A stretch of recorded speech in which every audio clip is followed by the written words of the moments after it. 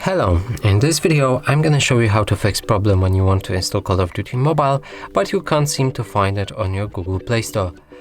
So let's try searching for on your Vivo Y76 5G. Let's try searching for Call of Duty. And as you can see, it's not available in our search. So now in order to fix that, let's open our profile settings, then go for the settings, family, parental controls, and from here disable parental controls like that, enter your PIN, or the second way is to go for apps and games, enter the password, then change PEGI to 18 or unrestricted, and then if we go back, search for Call of Duty, the game is visible right here and we can install it. And that's it for this video. Hope you like it. Please consider subscribing to our channel, leave a like and a comment below.